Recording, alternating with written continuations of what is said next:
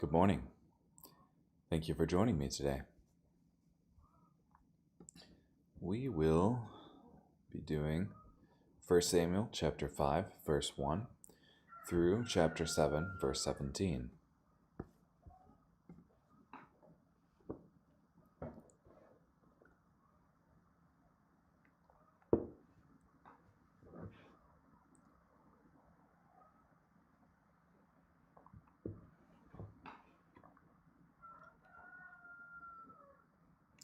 Now the Philistines had captured the ark of God and brought it from Ebenezer to Ashdod. The Philistines took the ark of God and brought it into the temple of Dagon, where they positioned it beside Dagon. When the residents of Ashdod got up early the next morning, Dagon was lying on the ground before the ark of the Lord. So they took Dagon and set him back in his place. But when they got up early the following day, Dagon was again lying on the ground before the ark of the Lord. The head of Dagon and his 2 hands were sheared off and were lying at the threshold. Only Dagon's body was left intact.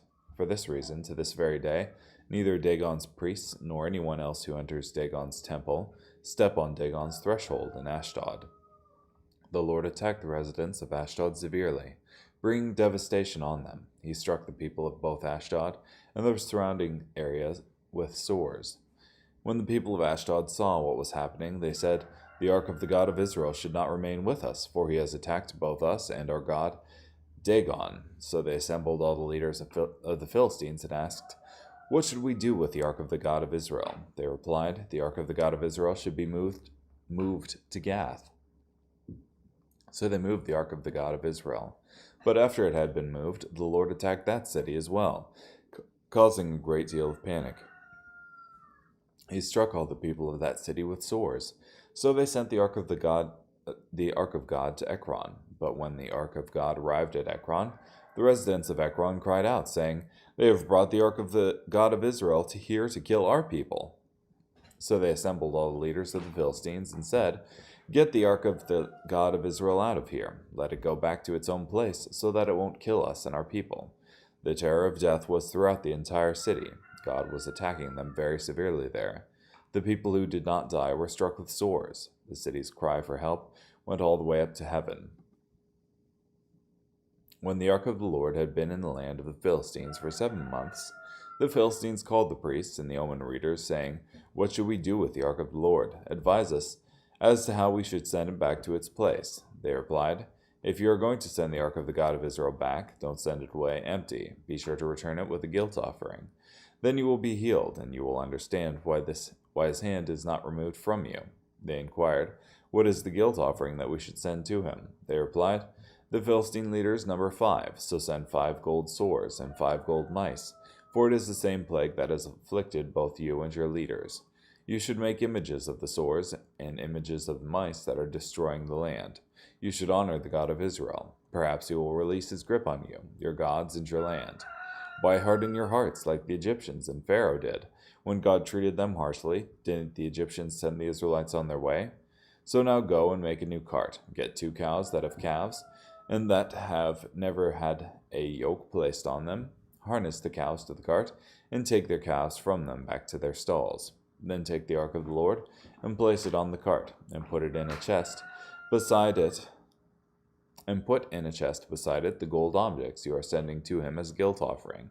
You should then send it on its way. But keep an eye on it. If it should go up by the way of its own border to Beth Shemesh, then he has brought this great calamity on us. But if that is not the case, then we will know that it was not his hand that struck us. Rather, it just happened to us by accident."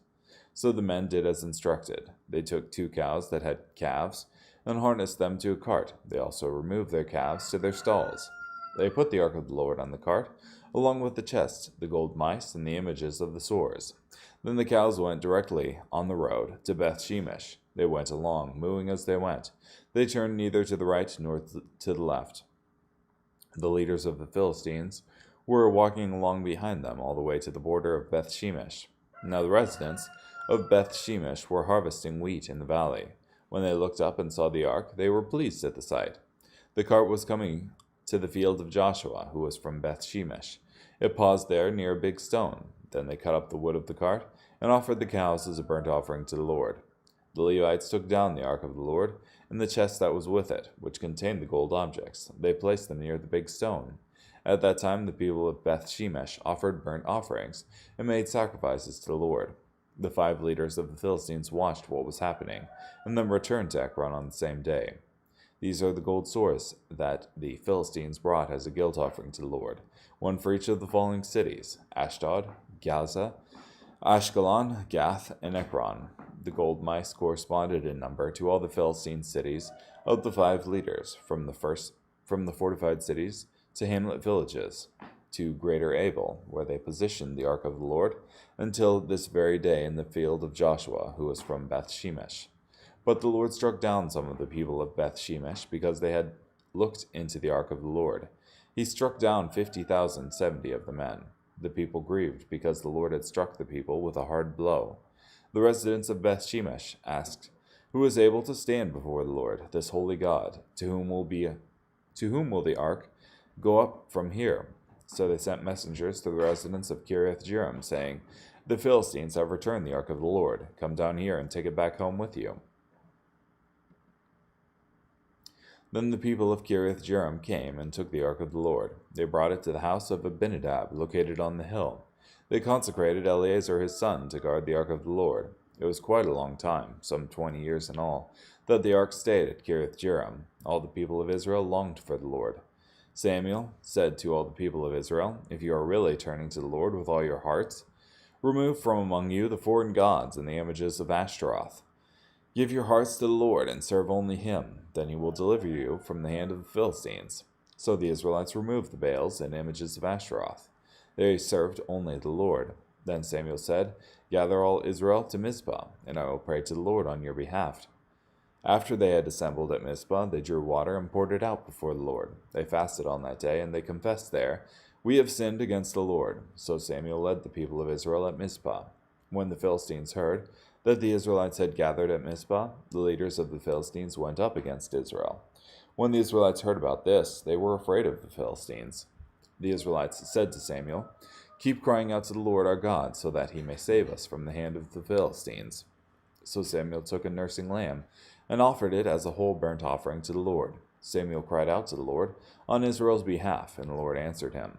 As Samuel was offering burnt offerings, the Philistines approached to do battle with Israel. But on that day, the Lord thundered loudly against the Philistines. He caused them to panic, and they were defeated by Israel.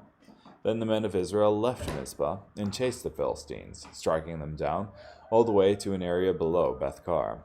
Samuel took a stone and placed it between Mizpah and Shen. He named it Ebenezer, saying, "Up to here the Lord has helped us." So the Philistines were defeated. They did not invade Israel again. The hand of the Lord was against the Philistines all the days of Samuel. The cities that the Philistines had captured from Israel were returned to Israel, from Ekron to Gath.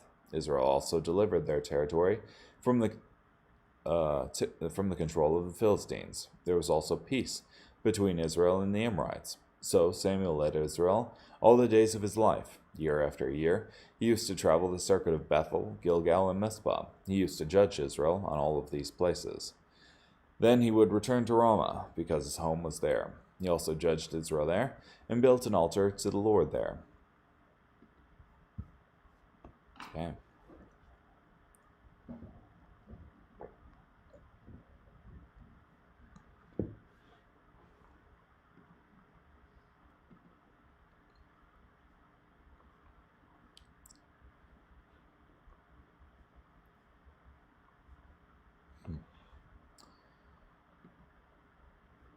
So in 1 Samuel chapter 6, it's interesting.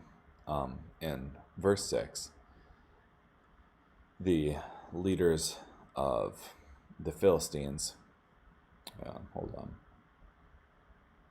okay, are talking to the priests and omen readers of the Philistines, and they say, "Why harden your hearts, like the Egyptians and Pharaoh did? When God treated them harshly, didn't the Egyptians send the Israelites on their way?" So this tells me that the fame of Israel and what they did, and what God particularly did for them in Egypt, was something that was known throughout the land. So,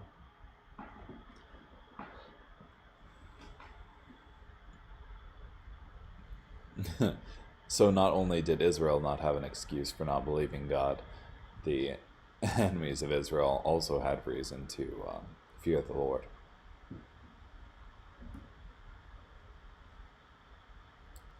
I feel as though there's some doubt. Well, yeah, there's some resistance and hesitance among the Philistine leaders here to send the ark away. And it makes sense. You captured the holy object or of the enemy. You don't want to send it back to them. So they instruct in verse 7, go and make a new cart. Get 2 cows that have calves and that have never had a yoke placed on them. Harness the cows to the cart and take their calves from them back to their stalls. So if you've never worked with cows before, the result of this normally would probably be lost on you, but animals need to be trained to be yoked together, for one, and actually go in the same direction. And 2, the last thing a mother cow wants to do after her baby is removed is go farther away from that baby. She wants to go closer to it, that is, back to the stall where the baby is. We have milk cows here, and one of the, if you remove the baby calf into a stall, you have the mother calf outside the stall mooing at the calf. So, yeah.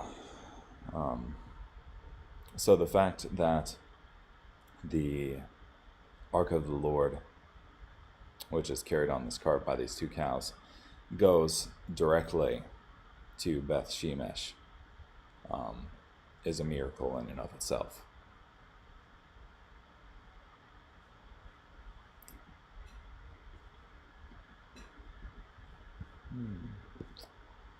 Okay. Carrying on. John, chapter 6. Verse 1 through verse 21. After this, Jesus went away to the other side of the Sea of Galilee, also called the Sea of Tiberias. A large crowd was following him because they were observing the miraculous signs he was performing on the sick. So Jesus went up to the mountainside and sat down there with his disciples. Now the Jewish feast of the Passover was near. Then Jesus, when he looked up and saw that a large crowd was coming to him, said to Philip, "Where can we buy bread so that these people may eat?" Now Jesus said this to test him, for he knew what he was going to do. Philip replied, 200 silver coins worth of bread would not be enough for them, for each one to get a little. One of Jesus' disciples, Andrew, Simon Peter's brother, said to him, "Here is a boy who has 5 barley loaves and 2 fish, but what good are these for so many people?" Jesus said, "Have the people sit down." Now there was a lot of grass in that place. So the men sat down, about 5,000 in number. Then Jesus took the loaves, and when he had given thanks, he distributed the bread to those who were seated. He then did the same with the fish, as much as they wanted.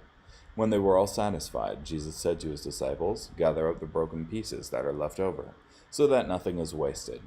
So they gathered them up, and filled 12 baskets with broken pieces, from the 5 barley loaves left over by the people who had eaten.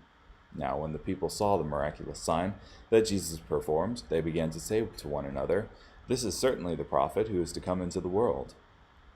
Then Jesus, because he knew that they were going to come and seize him by force and make him king, withdrew again up the mountainside alone. Now when evening came, his disciples went down to the lake, got into a boat, and started to cross the lake to Capernaum. It had already become dark, and Jesus had not yet come to them. By now a strong wind was blowing, and the sea was getting rough. Then, when they had rowed about 3 or 4 miles, they caught sight of Jesus walking on the lake, approaching the boat, and they were frightened. But he said to them, "It is I, do not be afraid." Then they wanted to take him into the boat, And immediately the boat came to the land where they had been heading.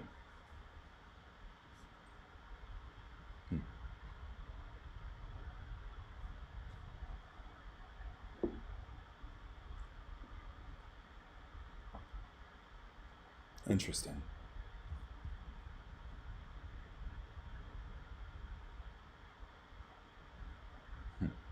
It seems like I don't ever recall that.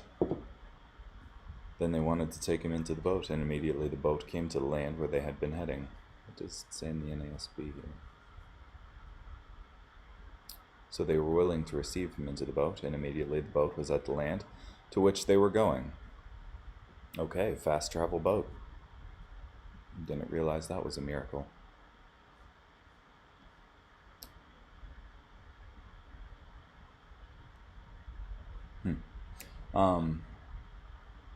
Yeah, just highlighting again how Jesus is doing the same things that Yahweh is doing in the Old Testament. When God feeds his people in the Old Testament, in the wilderness, he feeds them manna, bread from heaven, and quail. And it's these, basically bread and meat. And so too Jesus, when these followers of him are hungry, he feeds them barley loaves and fish. So, yeah.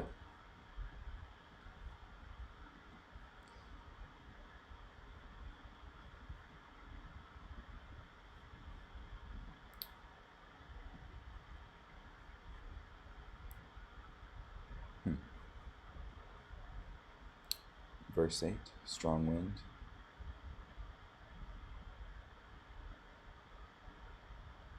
Oh, verse 18. By now a strong wind was blowing and the sea was getting rough. Yeah. But,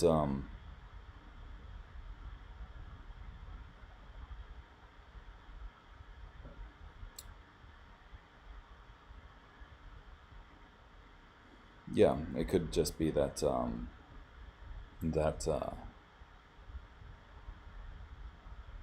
Jesus got in at the same point that they were at the land.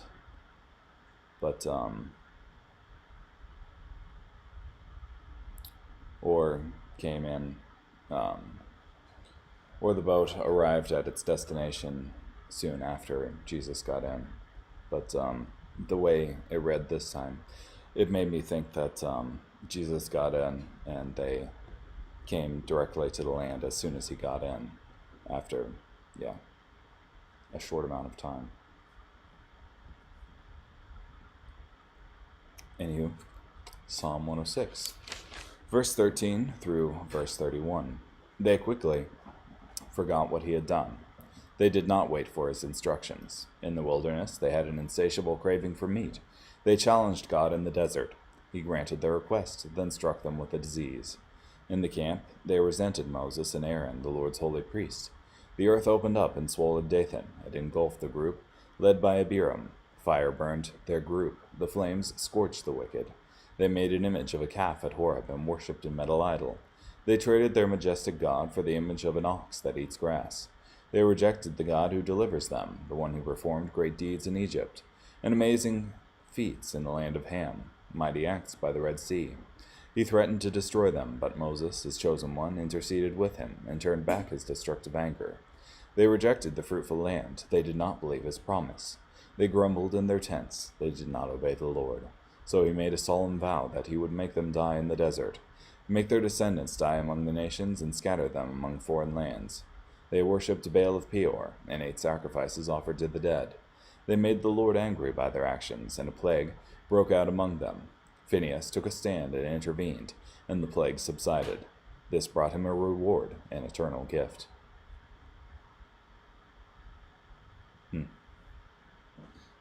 So, speaking of the group in the wilderness. Yeah, I would say this is another reason why reading the Bible in context of the Bible is important. Hold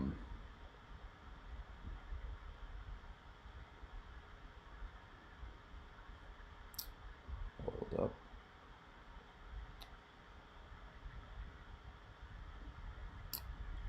If you just read verses 14 and 15 alone, in the wilderness they had an insatiable craving for meat. They challenged God in the desert. He granted their requests and then struck them with a disease. It makes it seem as if he's like, okay, I'm going to give this to you, and then I'm going to give you lightning bolts as well. But the reason that God struck them down was because of their grumbling and their unbelief. So even Moses at that point said to God, essentially, that where would you get meat enough for this people to eat?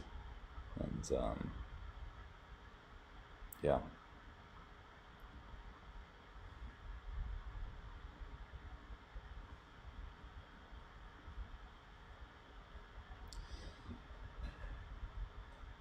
Yeah, and also you have verses 30 and 31 here, where it says, Phinehas took a stand and intervened, and the plague subsided. This brought him a reward, an eternal gift. What Phinehas ended up doing was, there was, I think, this Jewish man who had married I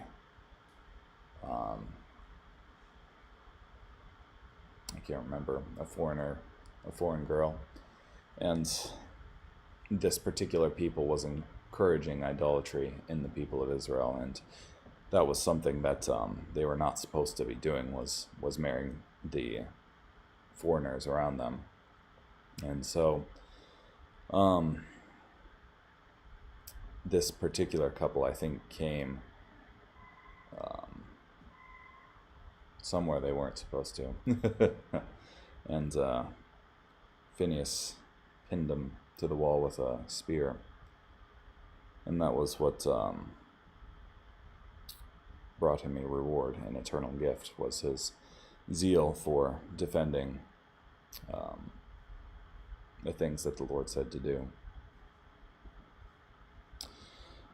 Proverbs 14, verses 32 and 33. The wicked will be thrown down in his trouble, but the righteous have refuge, even in the threat of death. Wisdom rests in the heart of the discerning. It is known even in the hearts of fools.